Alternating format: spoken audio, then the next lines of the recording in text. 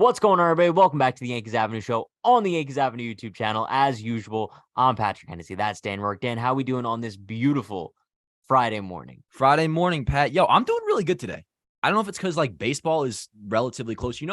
We are closer to the first pitch of 2023 than we are of the 2022 World Series. So we're getting there, dude. I want January to be over, as I've been saying this past few weeks, but I feel like a sprinkle of spring in the air, kind of like creeping in a little bit. We're getting there is my vibe, and I'm really enjoying it. How you doing? I'm doing great. I mean, speaking of springing around the corner, I believe that this weekend is going to be New York City's first sunset after 5 p.m. since whatever. So I'm hyped. Let's go. Bro, that brings joy to my ears. It's nice. We're almost there, dude. We are a month away, particularly 2 months to what we really want to get to, which is the regular season. But good life is close to returning, Pat. And it all revolves around the Yankees and the Yankees winning. And you know how the Yankees going to win? If they sign Jurickson Profar. What's topic number one, Pat? Whoa, that was a nice. Whoa, you're not really with the transition. I'm getting the Patrick Hennessy genes in me, bro. But yeah, listen, the Yankees have been linked to Jurickson Profar over the last couple of days. I mean, he would obviously fill a need for the Yankees in terms of missing a left fielder at the moment. I mean, they do have a combination of Oswaldo Cabrera and Aaron Hicks, but they don't have that solidified bat in left field. Jurickson Profar would fulfill that, but I'm going to be honest with you, bro. It's I'm looking at Jurickson Profar, and he's a cute piece, right? But I'm not viewing him as a substantial upgrade over what the Yankees are currently working with. I'm not viewing him as the be-all, end-all that could replace Oswaldo and Hicks. You know what I mean? And I think that that's why when we kind of look at it and we ask the question whether or not we hope that the Yankees do get this deal done, I'm kind of indifferent to it because sure, Profar would be a nice little piece, but he's not what we came into the offseason looking for, right? He's not the impact bat that the Yankees still need. We came into this offseason saying that the Yankees need 1 to 2 impact bats in addition to Rizzo and Judge in order to really feel confident about the lineup going into the 2023 season. And they haven't added a single one outside of Rizzo and Judge. And even if they do sign Profar, I don't think he's that guy. And yeah, so even if they did get this deal done, I'd feel pretty indifferent towards it. I think a lot of Yankee fans share that same thought process as you. And I can't say I blame you from where you're coming from, but I think the mistake some fans are making is you're not supposed to consider this an alternative to Brian Reynolds and not even to Oswaldo Cabrera either, because no matter what, Oswaldo's going to play a crap ton in 2023. Even if he's not the starting left fielder, you're looking at least 120 plus games as the rover around whoever needs a day off and also the inevitable next guy up after an injury, right? With Profar, I don't look at it as you're comparing him to Oswaldo or anything to do with that. It's is he better than Aaron Hicks, which that is absolutely the case because this deal is not going to get done. The Yankees aren't going to sign Jurickson Profar unless they're able to trade Hicks, right? I mean, he's owed $30 million over the next 3 years, $10 million per year. That's right around where Profar is probably going to sign for, around $10 million per year. So if you can dump Hicks, bring in Profar, who is a switch hitter, is younger than him, and while he doesn't wow you with the bat, and he's certainly not the piece that's going to get us over any hump or anything like that. You compare him to Hicks since the start of 2020, while their offensive numbers are kind of similar, right around league average. Profar has technically been better, a 104 OPS plus since 2020, Hicks 97 OPS plus since 2020, and his strikeout rate is significantly less. So just looking at it from the standpoint of, is your roster better with Aaron Hicks or Jurickson Profar?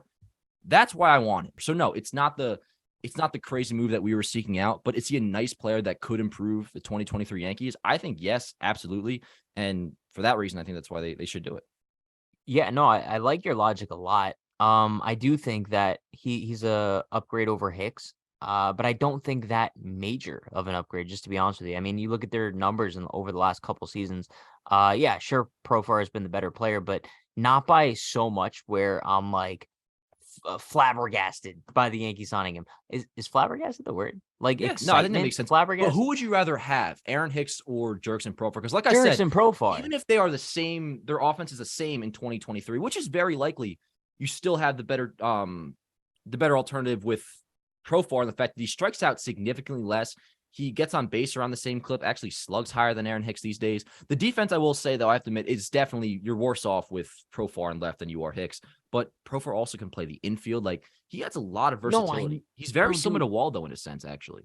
I get it. But he just doesn't move the needle for me. It's he's not supposed to. Going I into don't think he's supposed okay. to. analogy time. Ready? Going into it's Christmas Eve, right?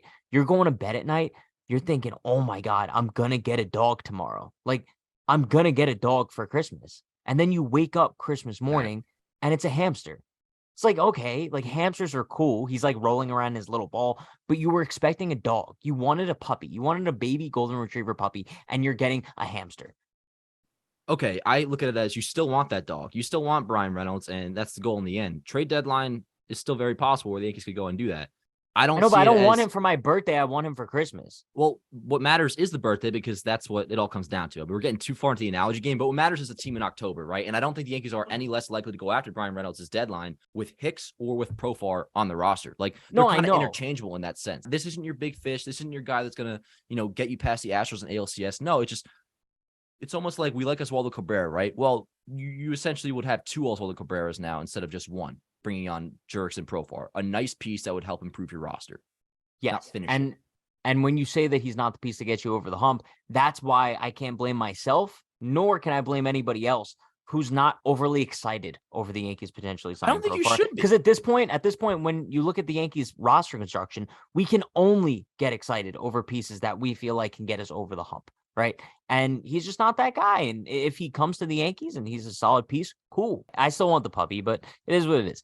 Moving on to topic number 2 here. Speaking of Yankees outfielders, one guy who's already on the roster, Harrison Bader, kind of, I would say in a very small amount of time in 2022, he made a name for himself as one of the most loved Yankees, especially going into the 2023 season. I would say he's a top 5 player among the Yankees fan base, right? I would say so. Yeah, I mean, let's list them out right now. I'd say it's no order, but Judge. I'd say Cole's still up there. Rizzo, I think, is definitely up there. Stanton, Nestor, Stanton, kind of. I'd say Stanton and Nestor. He's definitely borderline top 5 favorite Yankees on the team right now. He's in my top 5. I know that. No, yeah, I would say he's probably in mine too. But he is a free agent after the 2023 season, and I feel like it's made a lot of people start to question. I've seen it a few times on Twitter whether or not the Yankees should pursue an extension now. Dan, I'll let you go first on this, whether or not you think that the Yankees should try to extend Bader currently. Dude, it's an absolute no-brainer. I think we all know Bader is the best offensive center fielder in baseball, and pretty much kind of by a landslide, unless you want to also count for Kevin Kiermaier as well. But the thing is, when you have a player that's that good defensively, they really don't have to do anything with the bat to produce at all-star level. Bader could be league average over the next, let's say, to give him a 5-year deal. He could be league average offensively, but with how good of his defense, how good it is, that still gets him to around being a 4-WAR player, potentially even a 5-WAR player. That is worth that would get you to contracts close to $100 million. The Yankees don't have to get Bader $100 million, not a chance. But would a deal similar to say what Andrew Benintendi got with the White Sox, would that make sense for the Yankees? I think absolutely. Say $70 million over 5 years, which I believe is $14 million a year for Bader. Dude, one of the best offensive center fielders in the league. That is a position that you really, really need, especially with, you figure you want to keep Judge in right field. There's no real center field. I mean, you have Everson Pereira, who we'll talk about in a little bit, but there's no clear prospect bulging onto the scene in 2023 or 2024 that's going to be your center fielder, because Jason's a corner outfielder. He's not playing center. Yeah. So with that being the case, say even if you do keep him, you put him in left, Judges in right. If you don't have Bader, what is exactly your plans? You look forward to the free agent market. It's if he does become a free agent, he's without a doubt going to be the number 1 center fielder available free agency wise when that does happen, if that does happen. So I think it makes total sense. And also the fact that if you do try and sign him right now, getting Bader for $14 million a year could end up being a huge steal. Not to mention the fact that, it is capable that his offense could be really good too. It's not just the defense. I mean, we saw what he did with us in the playoffs. He's had a stretch, I think, over 160 games worth where he was a 110 WRC plus hitter, I think from 2021 to 2022. Sorry, maybe having some technical difficulties at home, but Pat, what do you think? Do you agree with that? Bader should be extended? So, I mean, it's so complicated because I look at it in 2 different perspectives, right? You could either look at it from the perspective of, wow, the Yankees really should have extended Aaron Judge before he went off in the 2022 season and raised his price tag by a bunch. Or you can look at it with an Aaron Hicks perspective, be like, yo, the Yankees should have never given him the extension because it was way too soon. I think that I'm going into it the same way I kind of go into every single player in terms of, I'm not huge on extensions, especially because I can't see Bader doing anything insane this year to drive up his price tag even more so than what we expect it to be after the season, right? I mean, he could go off. I wouldn't That's where I be disagree. shocked. That's what worries me, is that I could see him putting up a year to where, say he has the Sure, but defense that we all even expect. But if he hits, say, 20 homers in Yankee Stadium, or with the benefit of Yankee Stadium, totals 20 homers, is like a 110 OPS plus guy, he could be a 5-WAR center fielder, Pat. Then we're talking like he could potentially get close to like, not exactly Brendan Nimmo money, but like I wouldn't be shocked if he got a deal that starts with 100 million. I don't I anticipate that happening, but it's possible if he really goes off. And you could if it save that yourself the burden of what's that by more giving it to likely him though? now and giving him like 65, 70 million. Do you think that it's more likely he hits over or under 25 home runs this year? Under, definitely under 25 Okay, but homers. that's what I'm saying. So it's more likely that he's not going to have an insane season like Well, that maybe the that's going to homers was a drive his bad thing price for me tag to up. bring up, but just like offensive production as a whole, like let's just say he's above average offensively with that defense. I think the only conversation it comes down to really is the health, because that's been his real big burden. I Yeah. mean, he has struggled with the bat offensively at times, but like if there's going to be a reason why he doesn't get as much money as he could, it's going to be can he stay in the field or not? Because last year he played just like 100 games. He's had issues in the past, but if he can play 150 games this year, dude, it's almost a certainty, in my opinion, he's going to finish with a WAR over 4, which is all-star level. The Yankees would be doing themselves some favor trying to lock him up now to like 70 million rather than potentially close to 100 million a year from now. No, I get it. And I love Bader. But I think like this about me. I'm just not huge on extensions. And I Yeah. don't know why. I Now just you've always feel been like that way. they're always like super hit or miss. But I would love for Bader to be the Yankee center fielder for the long-term future. But I don't know. I just can't really get fully behind an extension right now just because we haven't really seen much of him in the Bronx anyway. I mean, we saw him play 14 regular season games with the Yankees last season. And then obviously he went off in the playoffs. And I think that's kind of stuck in our minds. But before I would give Harrison Bader like a $70+ million contract, I would love to see him in a full season in Yankee pinstripes. That's just me though. I think that's fair. For me, it only stems from like, I want to make sure he can do it health wise. You could have your center fielder for the next 5 years. And it just so happens to be the best defensive center fielder in the league. A guy who grew up in the Bronx, Yankee fan, like is very well liked. It all kind of comes together and make perfect sense for me. I get it, but the last point I'm going to say on this is like obviously we know that he went off in the playoffs, but let's just take that very small sample size out of it. If he doesn't go off like that, a talk of an extension after those 14 regular season games isn't a thought in anybody's head. I don't Right? agree with that. No, because if I were using his October as why we should sign him long term or what his contract could look like, then he'd be worth like a $200 million contract. No, I'm not expecting that with the bat. The main point I'm really trying to make with Bader is even if he doesn't do anything with the bat, if he just say league average, which isn't asking all that much, that's pretty much what he's been his entire career. The defense alone makes him all-star caliber, which for a center fielder, man, like I'm just saying, it's also people may be surprised how much Bader could end up getting in free agency. Yes, only because of the health, because Bader's 29 right now, I believe. 28. Yeah. So the deal would be for 5 years. That takes him through what, age 33 season. Like at the very worst, that last year he kind of starts to break down a little bit. Yeah. I mean, listen, he's a Yankee for 2023. We will see what happens there. But Dan, topic number 3 here. Baseball America released their new top 100 prospects list on Wednesday, and 5 Yankees made the cut. Let's run through them real quick. Anthony Volpe at number 7, Oswald Peraza at number 62, Jason Dominguez at number 67, Everson Pereira at number 78, and Austin Wells at number 94. How content would you say that you are with the current state of the Yankees farm system? Because I'm going to say, me personally, I'm enamored. Bro, I'm using some really good words today. Yeah, I'm words enamored. I couldn't even dream of, but yeah. Enamored by the Yankees farm system. Just because I feel like a couple of years ago when we kind of looked at it, there wasn't really any pieces that stuck out in terms of, wow, I'm really excited for the future of this player. And Gleyber, though, I mean, Gleyber at the time. No. I'm thinking like 2019, 2020. Oh, okay. Yeah. Totally. That's what I mean when I say basically like the post Gleyber era in terms of Yankees prospects. He was our last big one until Volpe. Yeah. And that's why I'm kind of looking at it now, and I see a few guys where I think that they can make serious impacts on the Yankees major league roster, and it's not even like years away from being possible. It's like you look at guys like Volpe and Peraza, they're ready to go. I don't know much about Pereira, to be honest with you. Here's the thing. What's interesting about this list, and this is pretty much your point, which I'm just going to enforce. Every guy on this list could potentially crack the big leagues this year. I mean, the obvious ones in, Volpe, Jason could as well. Peraza obviously already has. You really think there's a chance Jason cracks the big leagues this year? Maybe the Yankees situation doesn't allow that to be the case, because if they want to go out and get somebody at the deadline to play the outfield, but like in terms of being capable, like he's already in AAA this year. So, I mean, like if he conquers that, you could, I believe so. Cause what was he? Is that official? He finished Double-A last year, and then maybe he'll start there. But pretty much, if Jason succeeds this year in the minor leagues, he is definitely capable of playing at the big league level in 2023, whether that be for like the Yankees or like a different team. But you also have Everson Pereira, dude. He had an 845 OPS in 113 Double-A games. Austin Wells, bro, at 94 is like sneaky as hell. You Sure. realize how good Yeah. Austin Wells has been, dude, over the last or since he No, got he's a drafted, dog. really. I love Dude, Austin Wells. 20 homers, had an 897 OPS in 92 minor league games this year. He's probably going to start out at AAA. So it's not like we're like our guys are like single A at the single A level, like far away. No, we have a prospect system that is kind of budding right now, and it's pretty awesome. And I look back at 2018, because that's the year where you think like, all right, the prime peak of the baby bombers having like this crazy farm system was probably before the 2018 season when you had, Gleyber leading the pack. So you had Gleyber at number 3. You had Clint Frazier at number 24. Blake Rutherford at 37. Remember him? The Yankees 2016 first-round draft pick. They traded him for in the Todd Frazier Robertson deal. Yeah. Aaron Judge at 46. Jorge Mateo at 47. James Caprillion at 58, and Justice Sheffield at 79. So I started to think, like, if I were to compare prospects, like who our top guys were then compared to now, I'd say I'm more excited about Volpe than I am Gleyber.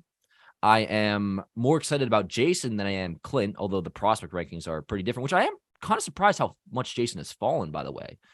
60 is still really good, but he was up as high as like 32 like a year ago, and he had like an OPS over 800 in the minor leagues last year. Like he's progressing very well. You can't really blame them for kind of like being a little bit down on him, considering the fact, I mean, I know you can't really take this into account. He didn't really look great. And yeah, I mean, that also, I mean, I feel like that he's a little gassed up, but he also didn't look great in the fall league this past year. And then also like in the 5 games in Somerset, I mean, he didn't really do too well either. So it's like, no, but you can't really compare him to a guy like Volpe at this point, where it just seems like I don't know. He just seems to be. I'm not asking for that. I'm just saying I'm surprised he fell down to 60, but I'm more excited about him than I am Clint Frazier at the time. Oswald Peraza, way more excited about him than I was Jorge Mateo. And then obviously Judge, you can't really compare how we felt about him at the time because like nobody really expected that. But I don't know, but I hate to interrupt you, but I think it's like really impossible to do this just because it's like back at the time, I was super hype on Jorge Mateo. Back at the time, bro, I was looking at Gleyber Torres, and I was looking at a guy who was going to be one of the middle infield greats of the future. We were looking at a guy that was easily going to bat over 300 every year, 25 home runs, and that's what I expected from Gleyber Torres. So it's like, and also Clint Frazier. I mean, everything that we heard about Clint Frazier, he was a big reason why the Yankees didn't pursue Bryce Harper. He was supposed to be the outfielder of the future, legendary bat speed. So it's like, I can't say that I'm more hype on these guys than I was like the past top prospects that the Yankees had, but I'm still confident, but I think I'm a little bit more cautious this time around, and I'm not getting my hopes up too much. I hear you. I mean, I think that's part of it too, because we now know what we know about Clint Frazier. We know what we know about Mateo, who's turned into like a nice player and all. But you compare Volpe and Gleyber, right? I think what do we always hear about Gleyber coming up is that he doesn't exactly excel in everything, but overall he's just a really good baseball player. Volpe, I mean, that's not exactly the case. He's considered to be very highly regarded, like in the power department, as we know. Like his athleticism, baseball IQ is considered to be higher than Gleyber's ever was, which has kind of been a problem so far in Gleyber's career. So like, I just look at like what we're hearing about Volpe and the way, say, Gleyber has turned out, and that's what I'm doing with these prospects, which definitely isn't fair. Like I look at what we hear about Jason and how Clint has turned out. Like there's reason for me to have more hope about these guys than in the past. And even if not, take this whole conversation away, having 6 prospects in the top 100 is pretty damn awesome, especially when one of them is number 7 in Anthony Volpe. And the fact 5, my bad, 5 is still awesome. But the fact that they're all budding could be this year, like make a big league impact this year. We're in a good spot, bro, which is nice to say because as you said, a couple years ago, like we went from being the top to it did kind of fade away quickly because then everybody gets called up or traded. So we're in a good spot. I'm very content with the Yankee farm system. Yeah, I mean, and last thing I will say about the Yankees farm system is in the first core that you mentioned, a lot of those guys were traded away for major league talent. A few, I mean, I'm looking at this top 5 list, and I'm only seeing a couple that I think have long-term futures with the Yankees, and the others Who's are pretty on the Yankees expendable. roster a year from now? Go. Out of these 5, I think there's 2. I think that I think that Volpe and Dominguez are probably the only 2 locks, and then I think Wells is on the brink of being a lock. I think Volpe and Wells are the only ones still standing a year from now. Really? Yeah, I look at I think Peraza and Dominguez will headline some sort of a trade. And then Pereira's kind of like that supplemental piece who like won't exactly be the number one part of it, but like to kind of get the deal done. Hopefully for Brian Reynolds, who knows? But Wells, I think they're really excited about Wells. I know I am. I mean, it's nuts with these prospects, dude, because like you'll hear they're highly regarded and you'll be fond of them yourself. But when you actually look at some of the stats and see they're doing well, like it almost like it makes it so much more real. It's like these dudes are not that far away. Like Wells, you could argue, could make a legitimate big league impact this year. Has conquered all the way up to Double-A, was a first-round draft pick out of college, so that makes his journey already quicker. I don't know. Like Yankees are in a good spot right now. They really are because they have these high prospects that have been highly regarded that are actually performing, which is awesome. You don't always see that from prospects. Yeah, no, 100%. But yo, moving on, topic number 4 here. Dan, our boy, Aroldis Chapman has officially signed with the Kansas City Royals, a 1-year, $7.5 million deal. It's kind of sad. It's bittersweet. I know a lot of people are celebrating Aroldis Chapman kind of no longer being a Yankee, but I think you kind of stand on the same boat as me on this one. That Chapman had some fun moments as a Yankee. And I think that overall, I mean, even though he had a lot of big blown moments that kind of counteract it, I think that Aroldis Chapman was a good Yankee. Not a great Yankee. And I also don't think that he was a bad Yankee. I think that he was a good Yankee. What do you think? Yeah. I think the last time we may have talked about this in a similar conversation was maybe when he got hurt When he September fled? but I think it was before he went AWOL, like talking about grading his career. If that never happened and you never had, because the postseason homers are one thing. I mean, obviously he gave those up. You look at his postseason career ERA with the Yankees, I think it's actually like in the 2s. And, you know, we've talked about it before. Like when you're closing the playoffs, you're not always put into the best situation possible. Like whatever. If you just had the performance on the field, look at it as a whole, I would probably give Chapman like a B, a nice B, maybe like a B minus, because he wasn't great, but also was pretty good for us for a while. The tattoo infection was whack. You have obviously him going AWOL at the end and just never really seemed to be like a great guy, you know, like all that stuff when you factored into the on the field performance. Like I won't call him a D, but I can't give him anywhere past like a C minus. If I had to give him a letter grade, I'd probably go C plus. Just because I mean you could go C plus. C plus, Just that means because it's on the verge of a B though, and a B is like that shit at the end was fucked, bro. Like that's so unacceptable out of a baseball player, which I know you know. But no, I know. Can you believe he did that, bro? Like he finds like he's on the playoff roster, he just bolts for fucking Miami.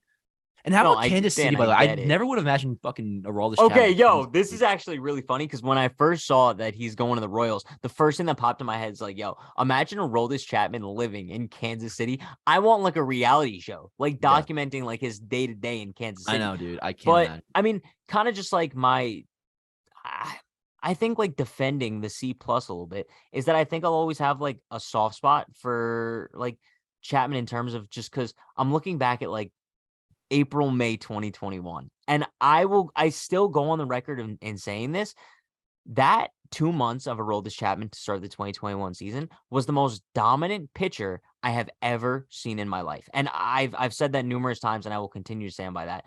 But I think I'll always have like a little soft spot just because of those 2 months, right? The times were, dude, there were some really good times with Aroldis Chapman. And like regular season wise, until like the midway through 2021, like his regular season resume with the Yankees was awesome. And, you know, you mentioned April of 2021. You responded or you tagged me in a video earlier, which I'll play in a moment. But I replied to that saying April 2021, Aroldis Chapman was literally Mo. Because once he put that splitter into play, which I feel like he just stopped using or like basically pre-spider tack, really. Yeah, which I never really thought Chapman was like a big, like took big advantage of that, but I guess he did because his numbers definitely fell off after. But yeah, dude, how good was Aroldis Chapman in April of 2021? We'll ask a very drunk Dan Rourke. Loves him. The fan base loves him. The game's over. I don't give a fuck. The game's currently going on, but the game is over. Chapman's in. He's unhittable. Yankees win. Let's go. Sweet tomorrow. Let's go. That was against, I believe, the Houston Astros, right? Yeah. Their first trip to Yankee Stadium in 2021. I will say that. I mean, we've been to like numerous playoff games and awesome games. For some reason, that was one of my favorite games I've ever been to. I think also because the stadium was at like 20% capacity or something like that. Felt like fucking dude. it felt so much fun. Like we had an entire section to ourselves. Basically, it was a great time. And Yeah, I think Stan that was video going kind of off said. too. Like that was a good ass Do you time. remember what But Judge did that game? he went over 5 with 5 Ks. Yeah, That whole series was rough for him. But then he bounced yeah. back in the road series against them. But yo, Chapman, I wish him well, I guess. Like I would like to Sure. see him do well because at the very least, like he's badass. Like when he was really going, like I think we talked about a couple weeks ago. There was a video circulated on Twitter, like with the whole Mike Brousseau thing when the Rays were throwing at the Yankees, and then Chapman comes in, just starts throwing at people's heads. Like when Chapman was good and he was in his like intimidating mode, like he was the most badass pitcher I think I've ever seen. So like I Yeah. guess I do have a soft spot for him a little bit. I hope he does well, but I'm very glad that this tenure is over. We can move on, which by the way, 7 years, dude. Can you believe that? 2016, 17, 18, 19, Yeah, 20, it's 21, crazy. 22. 7 years of Aroldis Chapman. I feel like just yes. I remember I was in Pizza Hut when I found out I was a sophomore in high school when I found out we traded for him. Came out of nowhere. I mean, that Because at kind of first he was started going like to a the new era of Dodgers the and Yankees then baseball. yeah, And then got his flavor too. So our the most marketable side of the Yankees was their bullpen and no runs DMC. Remember that? yeah, Remember those days, good bro? times. Like if you were to get like a Yankees jersey in 2016, you're like getting like a Dellin jersey or something like that. I had a Dylan Betances jersey. I had a did. Dellin jersey, yeah, because that was really the Yeah. only guy to go with. I mean, unless you still were like rocking A-Rod at that point, but like after he retires, who was Yeah. there? I mean, then you had Gary, which worked out, but Yeah, we should but move on though. Yo, no, we're being nostalgic. Let's move on to topic number True. 5. Yeah. Because I mean, this is core nostalgia here. And let us know in the comments before, what was the first Yankee game you've ever been to?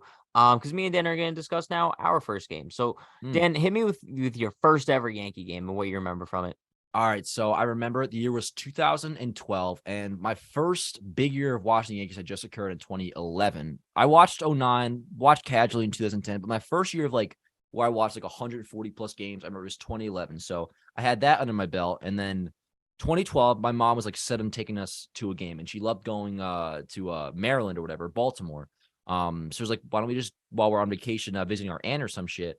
Let's go to a game. So April 9th, 2012, Yankees Orioles in Camden Yards. I remember they won the game. Ivan Nova started, who I absolutely loved at the time. Still is one of like my favorite, just like most liked pitchers of all time, or players rather, that I grew up watching. Ivan Nova started. Derek Jeter had 4 hits. Some of you guys may remember this. I'm not sure. I mean, it is quite random, but I had the box score up. Wouldn't even need it to know this. But yeah, Jeter had 4 hits. I remember A-Rod went 0 for 4, which, you know, A-Rod's my favorite player. And this started off a streak of like the next 5 or 6 games I went to see my favorite player, A-Rod. He went like hitless and was just terrible for me until his 3,000th hit in 2015, which I unfortunately stepped in the building as he hit. Very unfortunate. But yeah, first game, April 9th, 2012. The lineup was Jeter, Swisher, Cano, A-Rod, Tex, Granderson, Andrew Jones, Russell Martin, and Eduardo Nunez at third base because A-Rod was DH in that day. Yeah, that was my first game, bro. And it was a great time. It was a little chilly out. Like it was a typical first baseball game experience. I got a hot dog. I was with my family. I was chilling. Of course, the Yankees won, like I said.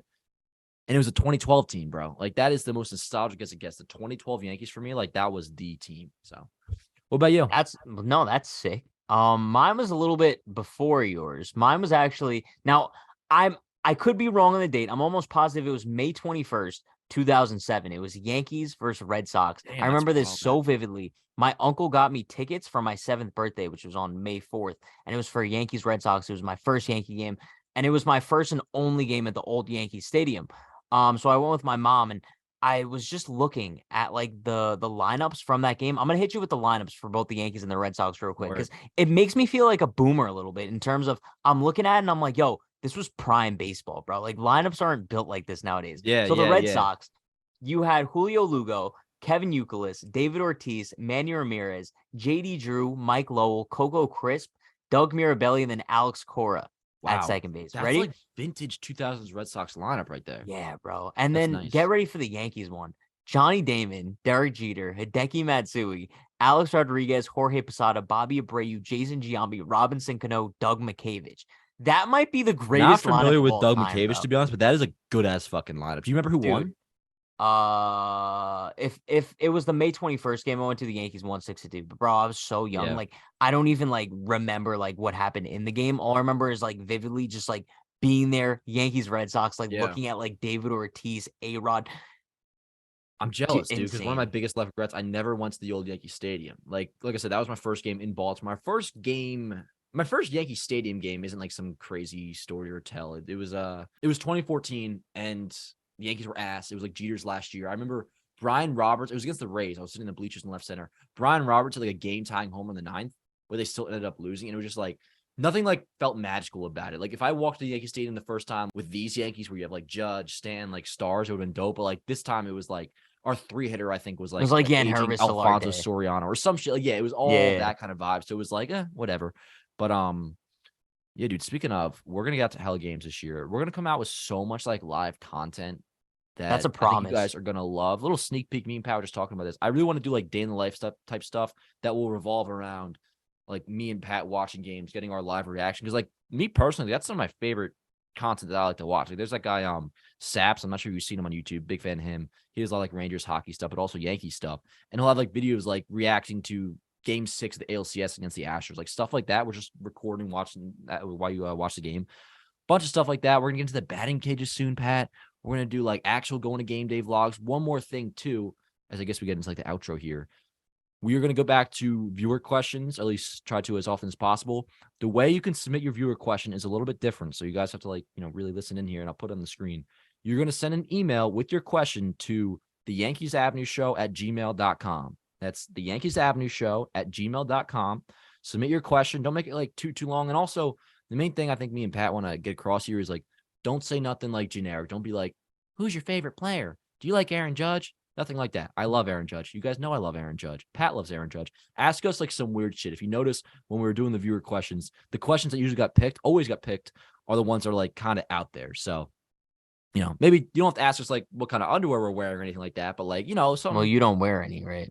I've been wearing underwear lately. I have been. Oh, okay. Because I'm going to the gym so much, and I feel like that's where like the sanitation or the sanitary stuff comes into play. Because not wearing underwear, going about your day, just sitting on a chair is one thing, but like if you're like working out like swamp ass with no underwear, I don't know. Should that do it for today's show? This is a fun one, man. I'm not sure how long this was. This was great. Yeah. What, did I scar you or something? No, I'm just scarred from last time. That'll do it for this episode, guys. Jurickson Profar will be a Yankee soon, hopefully. And what? See you guys next time. Drop a like, subscribe. Pat, where can they find you on social media? On Twitter at Unhinged Patrick, on Instagram at True Hennessy. Very good. Dan Allen Rourke on Twitter for me and on Instagram as well. Of course, Yankees Avenue on Instagram, Facebook, here on YouTube. Subscribe. Get me to 100K, please, for the love of goddamn Christ. Do it. Don't say the Lord's name in vain, Pat. That's very rude of you. Yeah, no. See you guys next time. Let's go, Yankees.